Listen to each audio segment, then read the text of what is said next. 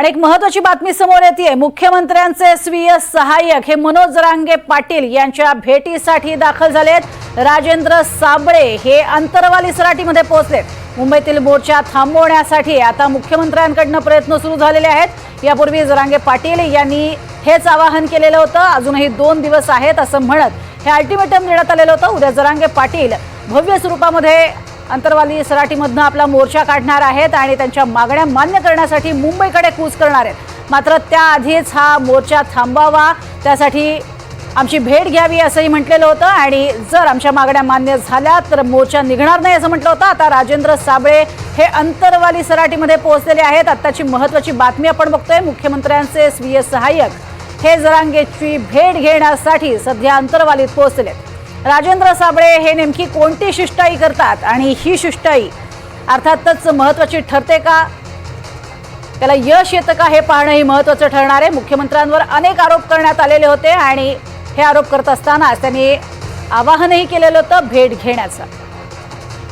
अधिक माहिती घेऊयात लक्ष्मण सोळुंके यांच्याकडनं। लक्ष्मण, काय अधिक माहिती?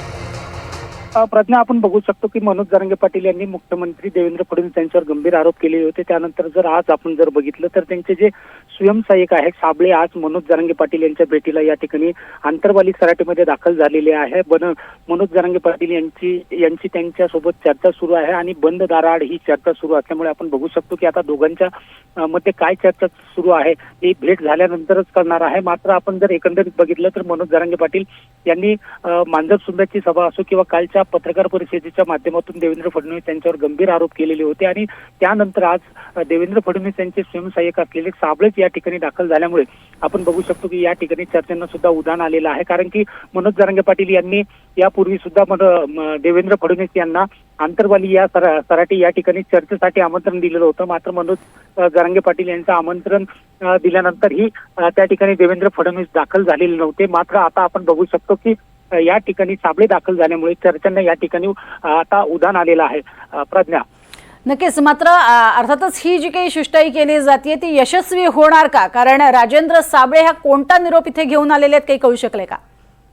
आपण बघू शकतो की काल देवेंद्र फडणवीस यांच्यावर गंभीर आरोप केल्याच्या नंतर राज्यातील विविध भाजपच्या आमदारांकडून जरांगे पाटील यांच्या विरोधात सुद्धा या ठिकाणी अपशब्द वापरण्यात आलेले होते आणि त्यानंतर आज लगेचच राजेंद्र साबळे या ठिकाणी दाखल झाल्यामुळे आपण बघू शकतो की या ठिकाणी दोघात नेमकी काय चर्चा सुरू आहे हे मात्र अद्याप कळू शकलेलं नाहीये। मात्र अशी चर्चा सुरू आहे की राजेंद्र साबळे हे देवेंद्र फडणवीस यांचं काही म्हणणं घेऊन या ठिकाणी आलेले आहे आणि त्यामुळे आपण बघू शकतो की ही चर्चा झाल्यानंतरच नेमकी यांच्यात काय चर्चा झाली हे पाहणं आता महत्त्वाचं ठरणार आहे। प्रज्ञा, नक्कीच। मात्र सध्या आपण बघतोय या भेटीनंतर आता जरांगे काय निर्णय घेतात हे पाहणं महत्त्वाचं ठरणार आहे।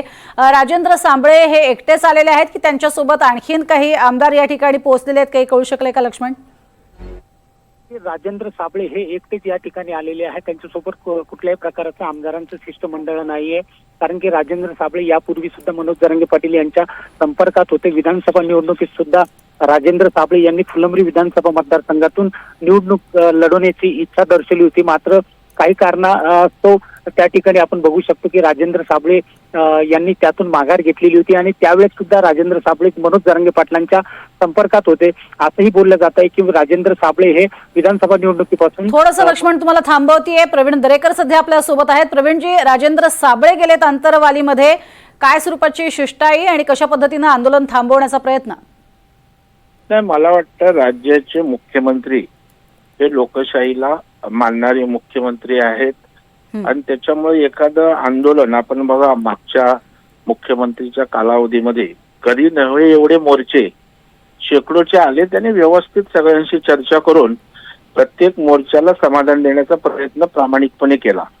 आजही मराठा समाजाच्या बाबतीत मुख्यमंत्र्यांच्या अत्यंत सकारात्मक अशा प्रकारच्या संवेदना आहेत, परंतु यासाठी चर्चेतनं मार्ग निघत असतो आणि म्हणून मुख्यमंत्र्यांनी कुठलाही प्रतिष्ठेचा विषय न करता त्या ठिकाणी मुख्यमंत्री कार्यालयातना वरिष्ठ अधिकारी त्या ठिकाणी पाठवून चर्चेचं दरवाजा त्या ठिकाणी मोकळा केलाय आणि त्याच्यामुळे मुख्यमंत्री अत्यंत समंजस आणि त्या ठिकाणी संवेदनशील आहेत की बाबा गणेशोत्सव आहे. गणेशोत्सव काळामध्ये मुंबईचा हा मोठा महत्वाचा सण आहे आणि इथे जर मुंबईमधली अव्यवस्था झाली, त्या ठिकाणी गर्दीमुळे काही मेस झाला, तर मोठ्या प्रमाणावर ही देशाची आर्थिक राजधानी आहे आणि त्याच्यामुळे त्याचे परिणाम आपल्याला भोगावे लागतील.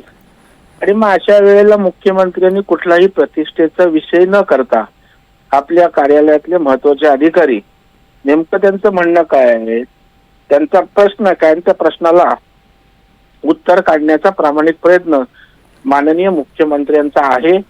कारण यापूर्वीही मागण्या मान्य करणार का जरांगेंच्या? मागण्या ज्या कायद्याच्या चौकटीत, संविधान चौकटीत, लोकशाहीत जे जे शक्य आहे त्या सगळ्या मागण्या मान्य करा. परंतु आता ओबीसीतना मराठा आरक्षण द्या. हे बघा, झोपलेल्याला जागा करता येतं, झोपेचं सोंग घेतलेल्याला जागा करता येत नाही. मागण्या आपल्या न्याय्य असतील तर त्या ठिकाणी निश्चित होतील. आता सरसकट सगळे सोयरे पॉसिबल नाहीये, ओबीसीतना देणं पॉसिबल नाहीये. आता इतर पक्षाचे नेते आहेत, पवार साहेबांना विचारा ओबीसीतना आरक्षण द्यायचं का, ते सांगतील नाही. उद्धवजी ठाकरेंना विचारा ओबीसीतना आरक्षण द्यावं, ते सांगतील नाही. त्याचबरोबर सगळ्या पक्षाला, काँग्रेसच्या विचारा नाना पटोलेंना. मग जर सगळे पक्ष ओबीसीतना आरक्षण नको असं सांगत असतील आणि जर अतिरिक्त आरक्षण दिलं असेल तर त्याचं स्वागत केलं पाहिजे. या उपर आणखी जर काय हवं असेल तर त्याला जे जे मार्ग असतील, पर्यायी मार्ग असतील, कायद्याच्या चौकटीत बसून काही काढण्यासारखे असतील, ते मार्ग 100% काढू ना. परंतु असं काय मागायचं की जे मिळणारच नाही आणि हे वातावरण त्या ठिकाणी असं धगधगतं राहावं, असा जर काही लोकांचा उद्देश असेल आणि ते जर जरांगींच्या खांद्यावर बंदूक ठेवून मराठा समाजाला विचलित करण्याचा प्रयत्न करत असतील तर मला वाटतं ते योग्य नाही. आणि मराठा समाज सुद्धा या ठिकाणी देवेंद्रजींवर विश्वास ठेवू नये. कारण त्यांनी मराठा समाजासाठी आरक्षण दिलंय, कोर्टात टिकवलंय. दुर्दैवानं त्या ठिकाणी उद्धवजींनी दुर्लक्ष केलं. 40 वर्ष या राज्याचं नेतृत्व केलं, मराठा समाजाच्या जीवावर, मराठा म्हणून केलं. त्यांनी काहीच केलं नाही. केवळ देवेंद्र फडणवीस टार्गेट करू नका असं आमचं सांगणं आहे. सरकार म्हणून मागायचंय मागा ना, सरकार सामोरं जाईल.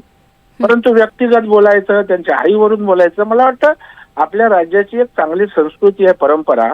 आंदोलनाच्या माध्यमातून ती बिघडता कामा नये. प्रत्येक गोष्टीला उत्तर मिळतं, पर्यायी मार्ग मिळतो आणि चर्चेतनं सुसंवादातनं ते होत असतं. याची कृपया आपण सगळ्यांनी दक्षता घेऊन आपली भूमिका मांडण्याची आवश्यकता आहे. अगदी. प्रवीणजी, राहुल कुलकर्णी आहेत आमचे प्रतिनिधी, त्यांना तुम्हाला काही विचारायचंय? प्रवीणजी, मी प्रदीर्घ मुलाखत केली मनोज जरांगे पाटील यांची. पाहिले. हो, तो 2 पाऊल मागे जाण्याची त्यांची तयारी दिसते. 8-9 मागण्यापैकी 2 मागण्या ज्या आहेत त्यातली एक मागणी त्यांची अशी आहे की जे गॅझेटर्स आहेत त्या गॅझेटवर मधल्या ज्या नोंदी आहेत त्या अधिकृत नोंदी मान्य कराव्या आणि मग त्याला शासकीय मान्यता द्यावी. आणि पुन्हा मी हा प्रश्न विचारला की सरसकट मराठा समाजाचा कुणबीमध्ये समावेश याबद्दल तुमचं काय मत आहे, तर ते म्हणाले की ह्याबद्दल मी 2 पावलं मागे जायला तयार आहे. आता ही सगळी मुलाखत पब्लिक डोमेन मध्ये आहे. अनेक खोचक प्रश्न मी त्यांना विचारले, त्या सगळ्या प्रश्नांची त्यांनी उत्तरं दिली. आणि स्पेशली श्री देवेंद्र फडणवीस त्यांना तुम्ही का टार्गेट करता ज्यांनी की तुम्हाला आरक्षण दिलं होतं, हाही मुद्दा मी त्यांना विचारला. मूळ मुद्दा असा की त्यातल्या पहिल्या 2 प्रश्नांची जर ते सकारात्मकपणे म्हणत असतील की सरकारनं सामोरे आलं आणि जर गॅझेटच्या मर्यादेमध्ये आम्हाला आरक्षणाचा लाभ दिला तर आमची मुंबईला जायची काही गरज नाही, तर ह्याला तयार होईल का सरकार? एक लक्षात ठेवा राहुल, तुमची अप्रतिम मुद्देसूद मुलाखत त्या ठिकाणी NDTVच्या माध्यमातून महाराष्ट्रानं पाहिली. मी पूर्ण मुलाखत त्या ठिकाणी ऐकली. त्याबद्दल तुमचं अभिनंदन की चांगली मुलाखत होती. आणि ते जर 2 पावलं मागे येणार असतील ना तर राहुल 4 पावलं मागे सरकार यायला तयार आहे. आणि देवेंद्रजींची राजकीय कार्यपद्धत आपण त्या ठिकाणी जर पाहिली तर ते कधीच प्रतिष्ठेचा विषय करत नाहीत.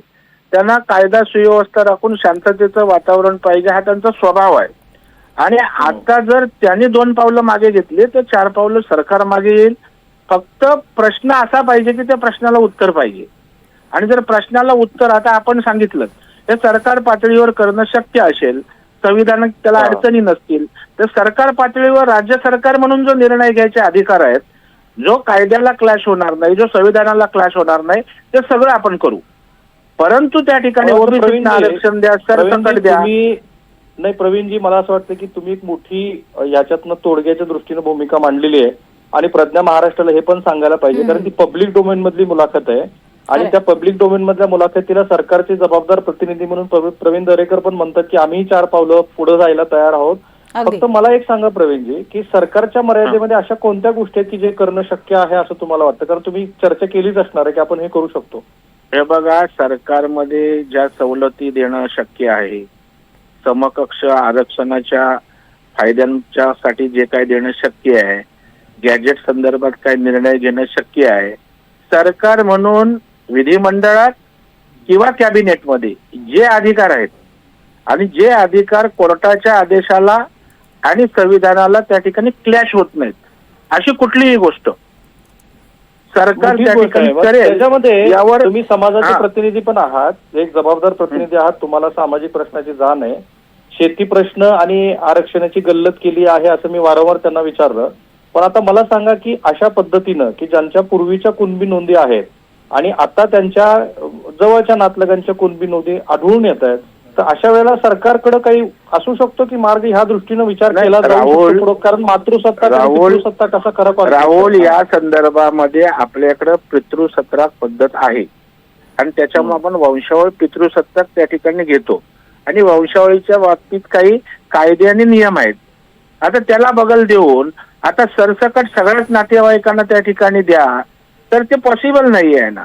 कसं आहे, जे शक्य नाही ते आपण मागत जर असू आणि वातावरण खराब करणार असेल तर योग्य नाही. आता तुम्हाला ज्या ज्या सवलती पाहिजेत, प्रवीण दरेकरांनी एक महत्वाची गोष्ट सांगितली आहे, सरकार सकारात्मक विचार करत आहे आणि त्याबद्दल जे जे करणं शक्य आहे ते करेन. पण एक मला प्रश्न असा पडला प्रवीणजी, की मी त्यांना असं म्हटलं की पुण्यामध्ये आणि मुंबईमध्ये तुम्ही आलात की कायदा आणि सुव्यवस्थेचा प्रश्न निर्माण होईल. ते कितीही म्हणत असले की माझ्या नियंत्रणामध्ये सगळी गर्दी आहे, मुळात गर्दी एवढी झाली तर आपोआप पुण्यात आणि मुंबईत काय परिस्थिती होईल याची तुम्हाला कल्पना आहे. आता ते असं म्हणाले की मला जर स्पेशल कॉरिडॉर करून दिला तर आम्ही फक्त त्याच मार्गाने जाऊ. ह्या दृष्टीनं काही होऊ शकतं सरकारच्या पातळीवरती असा विचार? शेवटी ते आंदोलनावरती ठामच राहिले आणि मुंबईत येणारच असतील तर?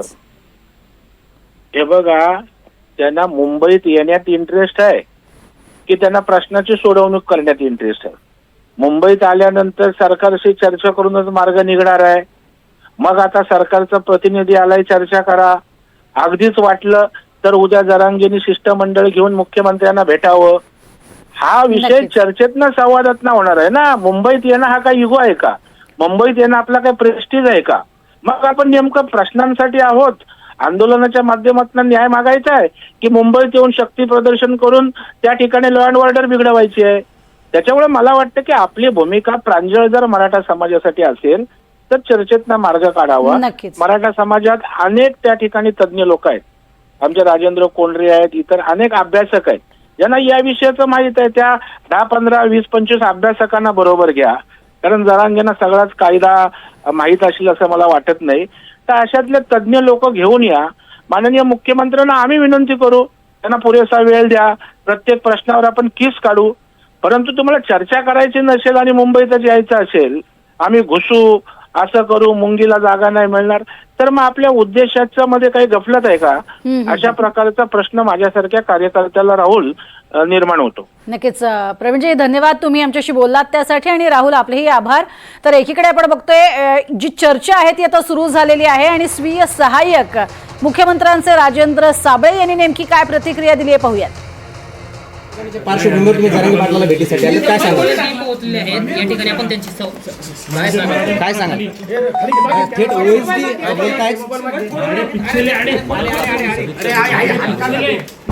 आणि त्यांचा आंदोलनाचा मार्ग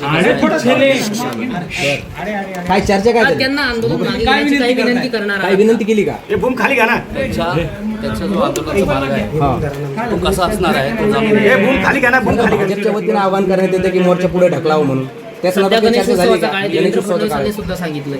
मी फक्त मनोरंजनाची भेट, त्यांचा जो संदर्भात त्यांना काही अडचण असेल तर त्यासाठी मी त्यांची भेट करतो. मी सर्वांना विनंती करतो की मी मनोजदाराची फक्त त्यांचा जो रूट आहे त्या संदर्भात मी त्यांची भेट घेण्यासाठी आलेलो आहे. काल पण आपण जर पाहिलं, काल एक व्हिडिओ व्हायरल झाला होता आणि त्यानंतर तुम्ही ओएसडी म्हणून इथं पोहोचला, काय बोलणं काय झालं ते तर सांगा. याआधी त्यांची माझ्यासोबत चर्चा झालेली आहे आणि त्यांचा जो रूटचा येण्यासाठी जो त्यांचा आंदोलनाचा मार्ग आहे तो मार्ग कसा असणार आहे तो जाणून घेण्यासाठी मी आलो. मुख्यमंत्र्यांचा निरोप आहे का? जेणेकरून त्यांना आंदोलनाच्या ठिकाणी येण्यासाठी त्यांना काही अडचण होऊ नये त्यासाठी मी त्यांची भेट घेण्यासाठी आलेलो आहे. आंदोलन पुढे ढकलण्यावरती काही चर्चा होण्याची शक्यता आहे असं सुद्धा कळतं. मी फक्त कारण त्यांचा मार्ग कसा असतात तो जाणून घेण्यासाठी मी त्यांच्या भेटीसाठी आलो. मुख्यमंत्री काय निरोप देणार? विनंती मी हीच केली आहे की गणपती आहे, गणपतीच्या अनुषंगाने आपण जर पुढं आंदोलन ढकलू शकता तर ही त्यांना मी विनंती केलेली आहे. पण मी ही त्यांना विनंती केली की येताना त्यांना काय येणाऱ्या मराठा बांधवांना अडचण होऊ नये त्यासाठी मी त्यांच्या भेटीसाठी आलो. काय वाटतं तुम्हाला आंदोलन पुढे